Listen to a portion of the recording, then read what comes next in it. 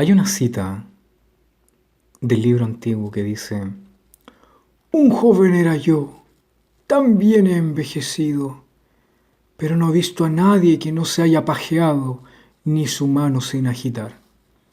Eso más o menos, hay un salmo que dice algo así.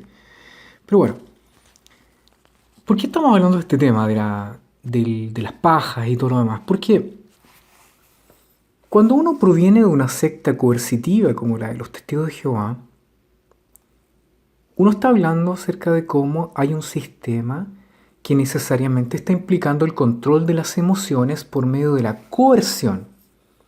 ¿Y cuál es la fuerza motivacional más grande en el ser humano? Una de las que más motiva al ser humano. Bueno, no hay que ser brujo ni un doctor en astrofísica para darse cuenta de esto, sino que la tremenda energía y fuerza sexual es lo que motiva al ser humano. Hay de hecho un dibujo ahí donde aparece Sigmund Freud con un corte de cabello que se ve una mujer desnuda que está en la mente. Dice que hay en la mente del hombre una mina en pelota. Y que lo que pasa es que la fuerza sexual tremenda que tienen los seres humanos nos motiva a querer estar teniendo coito con cualquier cosa que se mueva. Y esto es un asunto natural y evolutivo, si ustedes me lo permiten, que muestra que simplemente somos primates con una corteza cerebral prefrontal más desarrollada, que buscamos a toda costa satisfacer las necesidades básicas de cobijo, apareamiento, alimentación y reproducción. La reproducción como tal no es una necesidad humana, sino que es un instinto profundamente inmerso en la conducta. Y esto es lo que asegura que la especie no desaparezca, que no haya un problema que nos deje sin descendencia. El deseo de tener sexo, que en ningún caso significa algún tipo de calificativo moral como fornicación o adulterio, sino que el sexo por tal es una fuerza enormemente motivadora y todos lo hemos experimentado, todos lo sabemos. Esto es conocimiento público y no es inventar la rueda, todos lo sabemos. El tema es este: ¿cómo la secta de los Testigos de Jehová utiliza esta fuerza motivadora del sexo en su favor para lograr sus siniestros fines? Bueno, el tema no es nuevo.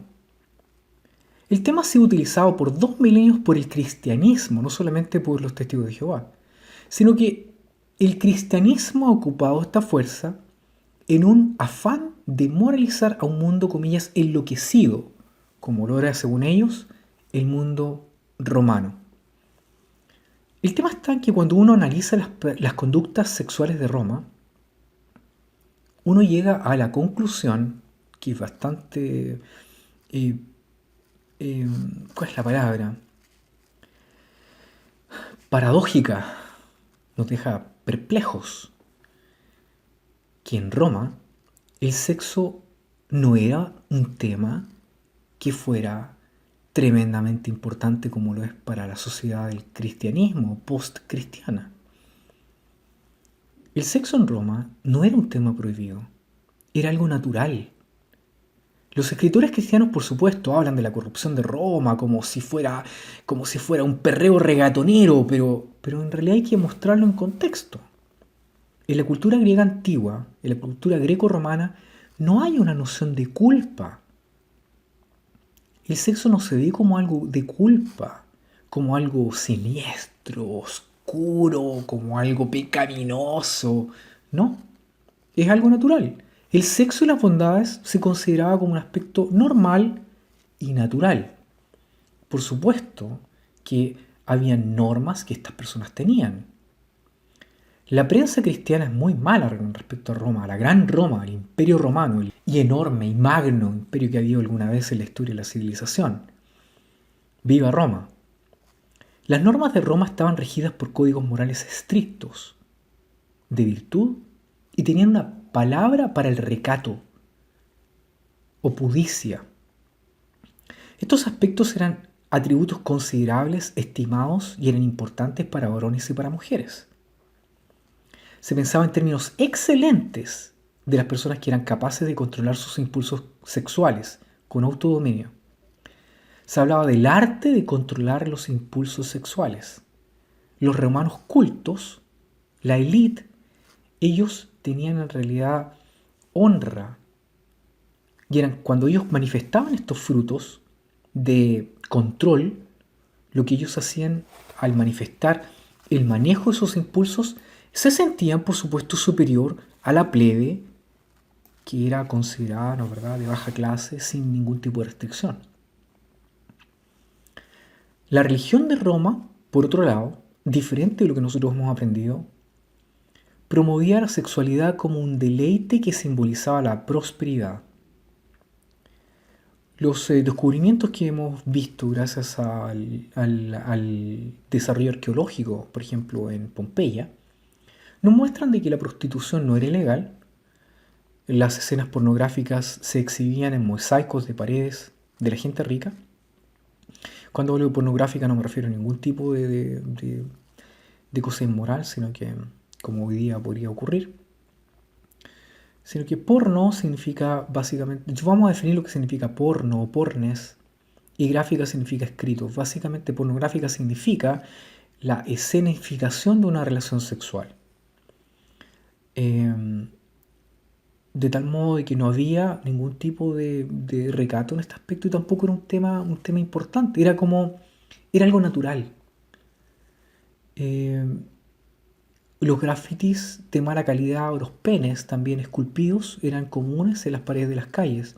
Los penes erectos, por ejemplo, a veces indicaban, como las flechas, el lugar donde había un lupanar o una casa de prostitutas, que era un lugar público. No existía en ese tiempo el concepto de homosexualidad o heterosexualidad como hoy día. La idea básica era que si había consenso y no hacía daño a nadie, a los derechos de los demás, estaba todo ok. El único tema está en que el que tenía derecho eran los ciudadanos y los ciudadanos eran los varones. Pero en una sociedad patriarcal, el pater familia tenía el derecho sobre hijos, mujeres, esposa y esclavos que estaban bajo su control en su casa. Por lo tanto, las normas que las personas que estaban bajo una familia estaban fijadas por la proclividad del padre o pater familia para permitir las relaciones sexuales. Pero esto no significaba libertinaje ni mucho menos. El adulterio era condenado severamente. Y era un delito, pero no era un delito moral, sino que era un delito civil. La esposa de un romano era propiedad del pater familias. Y si uno tenía adulterio, estaba violando la propiedad de otra persona. Por lo tanto, no era algo que era simple, ni mucho menos. Ahora, ¿qué podemos entender con todo esto? Tratemos de meternos en la psiquis de una sociedad que ve algo como algo normal, algo natural, algo que no tiene nada de malo. Podemos entender entonces que la gente de Roma, cuando veía una teta, un culo, era como quien miraba una ardilla trepando un árbol. No era un tema, nadie se presignaba, nadie sentía el mítico pudor de Adán al ver a Eva en pelotas. No. Cuando uno ve las manifestaciones artísticas de Grecia y Roma, uno se da cuenta que están bellamente ilustrados por cuerpos perfectos, desnudos. Y se les daba honra y en ocasiones se les cubría. El desnudo en Roma no era ningún drama. En Roma no era un pecado. Tampoco era razón para calentarse, era normal. La ropa de la gente era un símbolo de estatus social. Los varones y las mujeres iban a los baños públicos a conversar, a socializar y a tener sexo. Era algo normal. ¿A dónde vas? No, voy a tener sexo. Punto. El sexo era algo normal, como cualquier otra necesidad humana, como ir al baño. No era pecado. Y nadie estaba enloquecido. Respecto al tema del pudor que ocurre después, por ejemplo, habían baños públicos donde uno iba a defecar y eran públicos y uno conversaba con la otra persona y estaba ahí sentado y haciendo sus necesidades y estaba el vecino al lado, sí, ¿cómo te ha ido? Sí, aquí bien, y uno ahí echaba su obra, pero no había nada ahí de pudor ni nada de eso. ¿Por qué no? Porque no era tema. No era eso de lo que estaban preocupados los romanos. cambia la escena cuando el cristianismo empieza a dominar la sociedad en cuanto a número y en cuanto a poder de influencia. Cuando el cristianismo entra en escena, surge la moralina cristiana, en donde hasta pensar en una nalga era un pecado. Y las erecciones o lubricaciones debían combatirse con oración y penitencia.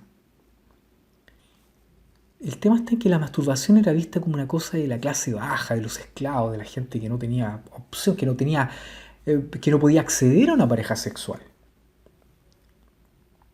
Lo general, los romanos no se hacían drama con este tema, pero cuando vino la moralina cristiana, el tema cambió. Y la moralina cristiana nos afecta hasta incluso el día de hoy. Les menciono un caso. Yo tenía una amiga en Estados Unidos, bueno, una ex amiga, ya no es amiga mía, una evangélica cristiana. Era como la talibán de los cristianos. Y que pechoña, y cristiana, y la Biblia, y el Señor, y la weá. Ya. Entonces un día yo, hablando con ella acerca del cambio cultural, del estilo de Salvador Dalí, desde el cubismo de Picasso al surrealismo de la época posterior que tenía Picasso, especialmente Salvador Dalí, yo le mostré de Dalí una figura en mi celular, una pintura hermosísima que se llama Gala y el Tigre. Gala y el Tigre. Y se la mostré a mi amiga. Y cuando vio a Gala desnuda dijo, uy, pero ¿cómo te atreves a mostrarme pornografía? Oye, y la mina tenía 2 máster. Súper, súper reprimida. Bueno, resultó que era lesbiana al fin y al cabo. Bueno, eso no es tema mío, no es tema de nadie, pero el tema es la restricción. Imagínense ustedes lo que reprime la moralina cristiana. Pero esta fuerza potente del sexo se empezó a utilizar en contra de las personas cuando el cristianismo surgió como religión oficial después de Constantino. ¿Y qué pasó? Bueno, se demonizó el sexo en todas sus formas.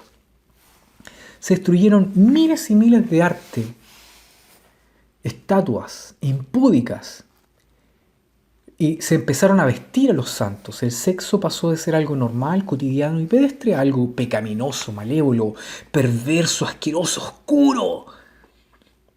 Sin embargo, ¿cuál es el resultado de esto? Ustedes lo saben. Usted y yo lo sabemos. Cuando a alguien se le restringe, cuando se fomenta la restricción, cuando se prohíbe el libre pensamiento, más que fomentar pureza, lo único que eso hizo fue hacer a la gente más caliente. Y los fanáticos de turno entonces ahora ya se calentaban cuando había unas pantorrillas.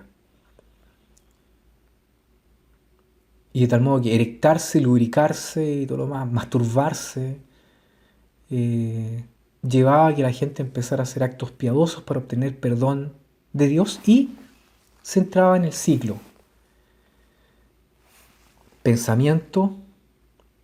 Ver algo erótico, pensamiento, masturbación, culpa y después volver al ciclo nuevo con penitencia. Y después de pagar la penitencia quedas libre en tu crédito para pecar de nuevo. El ciclo que nunca termina. Y para eso entonces, ¿qué es lo que hacían los seres humanos, los hombres y las mujeres? Se escondían, se iban a vivir a los claustros, a los templos, no sé. Y con el texto bíblico que dice que es bueno que el hombre no toque a una mujer, se dio el giro al celibato. Todos nosotros hemos hablado acerca de San Agustín. Muchos quizás no sepamos mucho de San Agustín. San Agustín es uno de los más importantes filósofos del cristianismo. Y nosotros heredamos de él una gran cantidad de ideas que están puestas en la Iglesia Católica, también pasadas a todas las sectas después de la Iglesia Católica con el tiempo. San Agustín no se llamaba San Agustín, no le pusieron San Agustín. Cuando era niñito no le decían, oye, San Agustín. No, se llamaba Agustín y viene de Hipona, una ciudad. Entonces se le llama Agustín de Hipona. Bueno, Agustín de Hipona era un romano, de verdad, que tenía una muy buena familia, venía de un lugar donde, o sea, una familia importante, en donde ellos, la familia de él, se esperaba que él tomara una carrera política. Y a los 20 años, este tipo se juntó con una chica que tenía 17 años, no se sabe el nombre de ella, y se la hizo chupete hasta que esta chica tenía los 30. Y después que ya se la hizo toda con él, no sé, pues el helicóptero, el vuelo del Tigre, el vuelo del Cóndor, no sé, pues todo. ¿Ah? Después de todas las posiciones había y por haber que se le pudo haber imaginado a este tipo, después de haberse satisfecho sexualmente hasta que le dio hipo, se dio cuenta, oh, que el sexo y el pensamiento erótico era vano y efímero. Entonces se pegó una escapada, así como una volá.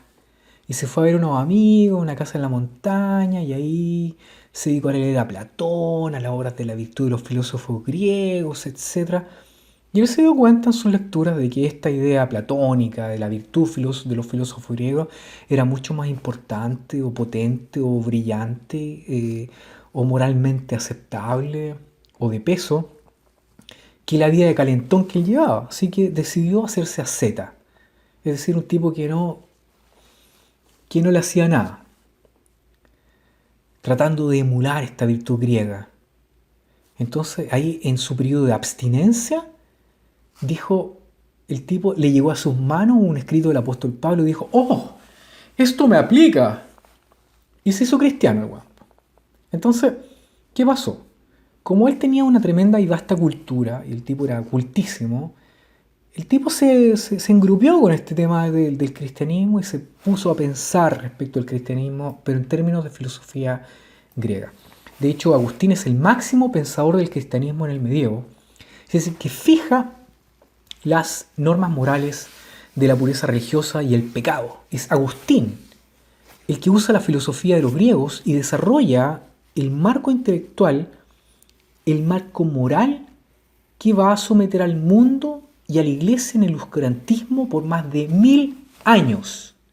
Agustín fue el primero que hizo la brillante asociación del pecado original con el sexo.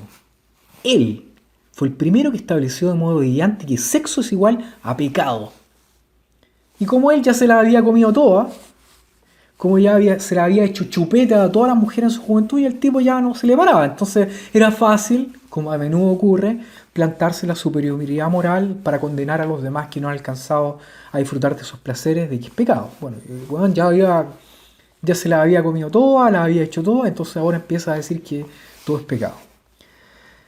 Dice de hecho Agustín que el deseo sexual es la más impura y sucia de las maldades humanas, es la manifestación de la desobediencia del hombre a los designios de Dios, con el poder de nublar la razón y desarmar la voluntad. El sexo para Agustín era un monstruo todopoderoso que condenaba al alma humana y al que solo se le podía combatir con disciplina en la abstinencia. Y aún así, nadie podía estar seguro a lo largo de su vida de haber podido derrotar y vencer a este mal básico, continuo, a este vicio natural en que los hombres nacemos. El sexo era para Agustín sórdido, oscuro, y por eso es que se tenía que practicar en secreto. Y por eso es que los prostíbulos con rameras y los clientes eran en lugares oscuros, donde no había nadie, donde hacían juegos sucios, en la penumbra. Y en la casa los matrimonios se encerraban para acostarse juntos, es por eso que era impúdico. Él decía que los matrimonios eran los únicos que podían tener un sexo legal, pero el marido y la mujer tampoco podían evitar caer en la vergüenza.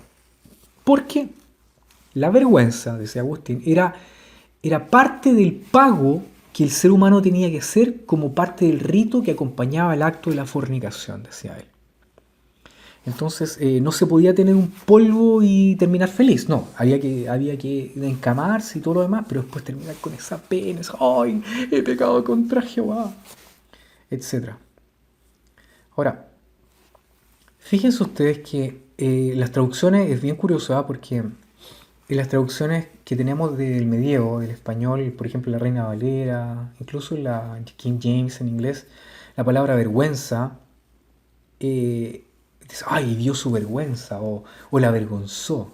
Es como en el burlador de Sevilla cuando dice la burló, pero ahí dice la vergüenza. En la vergüenza en la Biblia, en las versiones antiguas, se sirve como un término para denotar un buen polvo, es decir, un, un buen round ahí en el ring de cuatro perillas.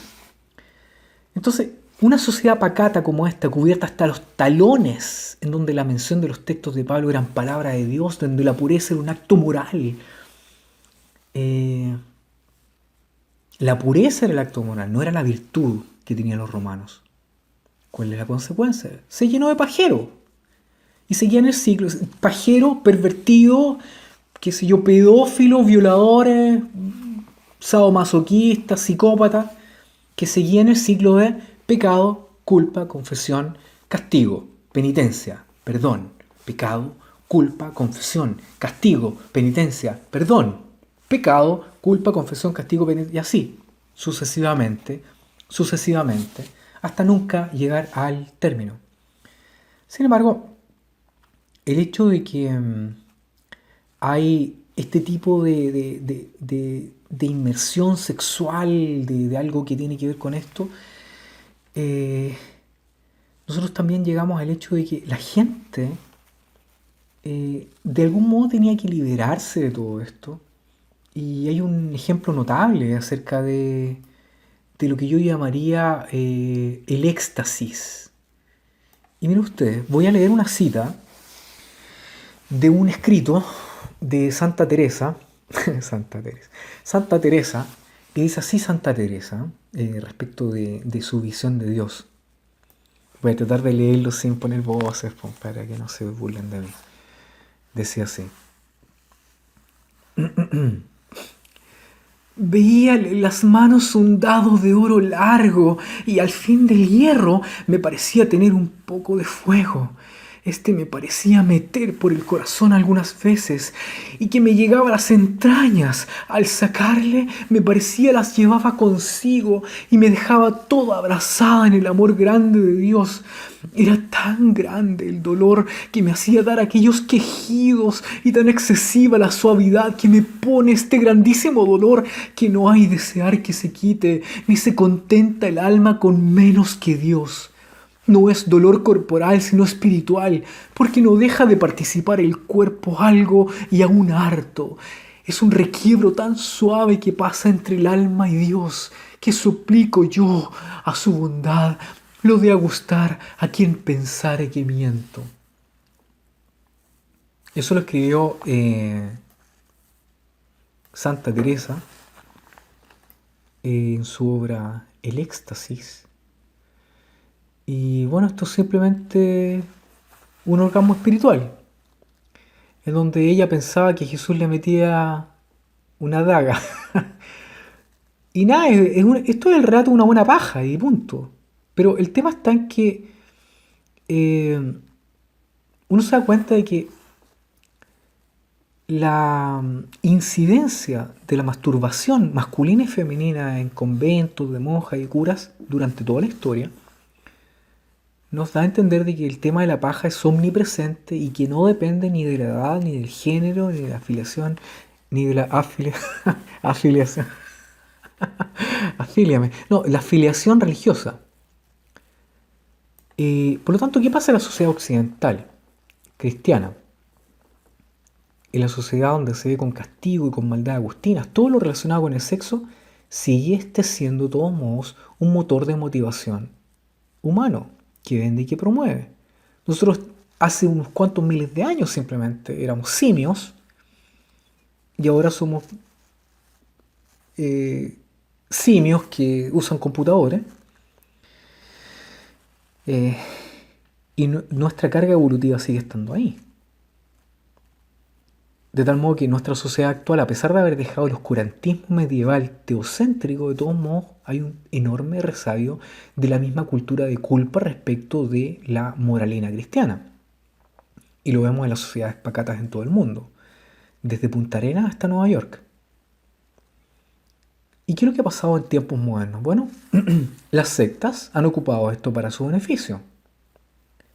Y vamos a hablar entonces de cómo ha ocupado esto la secta de los Testigos de Jehová. La secta de los Testigos de Jehová no es una excepción, sino que ha usado el poder sexual hasta llegar a la hecatombe. ¿Por qué? Porque en la secta todo es pecado. Todo es pecado. Por ejemplo, en Betel, todos los varones que están ahí son pajeros. Y bueno, ¿cuál es el problema? Un varón trabajando sol a sol, gratis, sin ver mujeres y todo lo demás.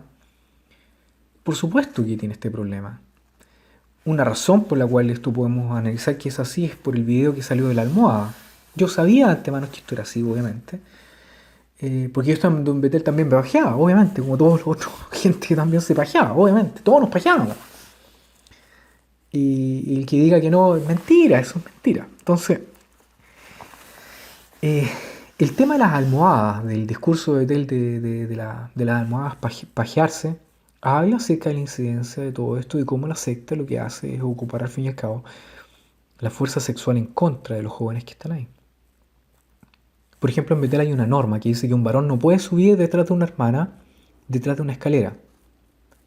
¿Por qué? Porque un hombre por atrás se puede agachar y mirar los calzones. O, por ejemplo, una persona no puede tener la puerta de su habitación cerrada si está con un miembro del sexo opuesto, o si no, cuando cierra la puerta, tiene que ser expulsado de Betel inmediatamente. Esta es una norma que surgió después de la acusación de pedofilia de Russell en Betel. Entonces, eso es lo que ocurre. Ahora, se asume que si personas del sexo opuesto se van a encamar, como si los gays no se hicieran tiras. Bueno, el tema está en que en Betel tampoco se permite usar ropa ceñida al cuerpo para mostrar las curvas o el paquete. Y aquí tenemos el discurso de Tony Morris hablando acerca de los pantalones apretados de los varones, en donde se les mira el paquete. Yo no sé, o sea, si yo miro a gente con pantalones apretados, yo nunca les miro el paquete. O sea, si este viejo les mira el paquete a los jóvenes, bueno, uno ve el discurso y ve como el tipo estaba vagando cuando dice estas cosas, salivando. Bueno, el tema del sexo, el sexo en la congregación de los testigos de Jehová es un tema eterno, es omnipresente. En toda reunión de los testigos de Jehová hay dos temas recurrentes: el sexo y el diablo. El diablo y el sexo. Y esto solo incentiva el morbo de los testigos. Yo nunca he conocido gente tan obsesionada con el sexo, los culos, las tetas, las historias de cama, los chistes de pasillo, los penes, los comentarios en contra de las jóvenes que han sido maldecidas por tener un buen cuerpo, que le hacían agua la boca a rey y a paje en la congregación. La secta de los testigos de Jehová es un lugar donde está lleno, abunda perversión sexual. ¿Por qué? Porque todo es pecado. No existen relaciones normales entre las personas del sexo opuesto. Todo es pecado. Dos personas del sexo opuesto no pueden ser amigos, conversar. ¿Ah? No se pueden mirar. Tampoco se pueden tomar de la mano. Las máximas aventuras sexuales que yo tuve alguna vez dentro de los testigos era salir a predicar con una chica. Y después al otro día estaban todos diciendo, ¡ay, se van a casar! ¡Uy, uy! Y salieron juntos a hacer una revisita. Respecto de los aspectos judiciales, la gran mayoría de todos los aspectos judiciales tienen que ver con el sexo. ¿Y qué es lo que provoca esto también? Un tremendo abuso a las mujeres jóvenes que están puestas ahí. Porque nos faltan los jueces de pacotilla, un grupo de iletrados puestos ahí a dedo, ancianos, que se las dan de jueces y que empiezan ellos a simplemente a fisgonear y rayan en la depravación. Una amiga mía, una testigo, que había estado con su novio, le preguntaron, oiga, ¿y se le pusieron duros los pechos? ¿Se humedeció? Esa pregunta. Y ella se levantó indignada y le dijo, ustedes no se van a pajear conmigo, sucios, cochinos. Y se fue. se paró y le censuraron porque no había mostrado respeto a los líderes de la congregación, a los cabezas de la congregación. Bueno, eso pasa a todas partes. Yo, por ejemplo, me acuerdo que me ponía detrás de la congregación para mirarle el culo a las chicas cuando se ponían a cantar y para alabar a Don Jehová. Y claro, sí, era pajero, bien pajero. Y esto lo que provocaba es que después de esto llegaba una culpa tan grande que después de cada paja yo tenía que ir a pagar mis penas, haciendo más horas de la predicación, estudiando más la Biblia, haciendo más puro, etc. De repente Jehová me perdonaba los orgasmos. ¿Ah? Entonces, ¿cómo se manifestaba que yo había sido perdonado de mis pajas? Es si tenía más cargos, si era privilegio, si al fin y al cabo yo podía agarrar más tareas sin pagos para la secta. Y ahí está el detalle. ¿Se dan cuenta, no? Mientras más culpa los jóvenes tienen por pajearse, entonces tienen que pagar. ¿Y cómo pagan? Dándole más a la secta. Y así es como ellos dicen una demostración evidente de que Jehová los ha perdonado. ¿Por qué? Porque son esclavos. Entonces, por supuesto que ocupan esta motivación y la usan contra nosotros, contra ustedes. Las mujeres, por ejemplo, la máxima aspiración de las mujeres dentro de la secta es casarse con un tipo que, aparte de ser anciano, las haga tirar en la cama. Y los hombres lo único que desean es una mina buena de quien agarrar de la cadera y darle. Y si es espiritual, mucho mejor, si es precursora. Y habla de correa. Y tiene todos los dientes. Todo es pecado en la secta. Y la gente de los líderes también lo saben. Y por eso exacerban este deseo por medio de demonizarlo y llegar hasta prohibir la masturbación. Entonces el tema. Hoy para ir a Betel, por ejemplo, se obliga a que los chicos mientan en su formulario de admisión. Y díganse, ¿usted se ha masturbado? Y uno dice, no me he masturbado. ¿De qué estamos hablando? Está lleno de pajero. Entonces, ¿cómo se puede hoy día culpar eso en esta sociedad actual? ¿Ah? Vivimos en un mundo de internet.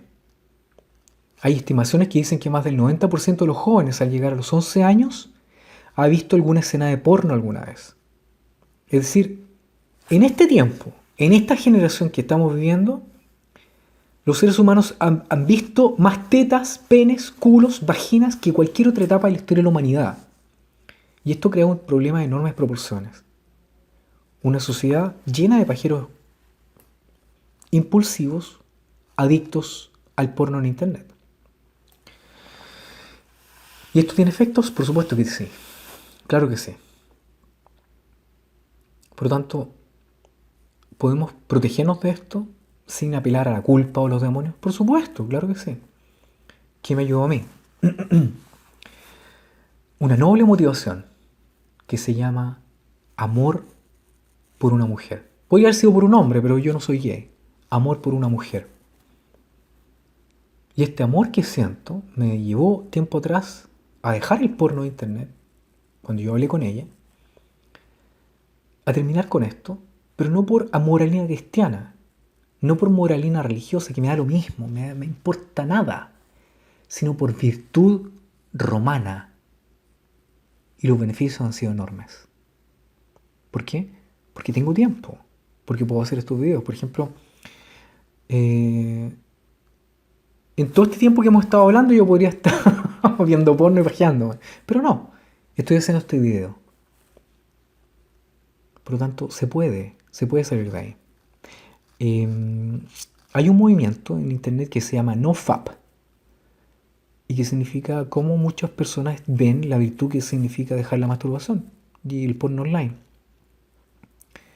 Y esto es mucho más importante o trascendente que la moralina cristiana. Es simplemente porque te hace mal, etc. Ahora, ¿a qué voy yo con esto? Yo no abogo porque las personas sean célibes o que sean moralinas. No. Haz lo que sea mejor para ti. Ocupa mejor tu tiempo del modo que más te importe. Si quieres hacer lo que quieras, hazlo, pero de las consecuencias que hay. Lo único que estoy diciendo es que no dejes que otros ocupen la fuerza sexual tuya para controlarte con culpa y con temor. Eso es lo que hacen las sectas. Por lo tanto, si vas a hacer o no hacer, no permitas que los testigos de Jehová y su moralina y su temor al Armagedón y que Jehová te está mirando y te está mirando como te estás pajeando. Uy, que sea eso tu motivación. ¿Por qué? Porque siempre vas a necesitar un collar de perro al cuello. ¿Te has fijado, por ejemplo, cuando estos fanáticos y los más que caen vez tras vez, los expulsan, después se arrepienten y los expulsan de nuevo y calentones y se meten de nuevo en un ciclo que nunca termina? Y son los más puros y son los que vienen a comentar, ay, que son inicuos y pecadores y todo lo demás. Ridículos, ¿por qué? Porque no han podido desarrollar nunca virtud romana, como los romanos. Por lo tanto, si tú quieres ser un hombre de bien, una mujer de bien, sé romano. Y simplemente hazlo porque te hace bien. Entra al mundo real. Simplemente no te dejes entrampar con lo que es la ilusión. Tú, persona que lees, si quieres dejar la masturbación, hazlo, pero no por miedo, sino porque simplemente hace bien.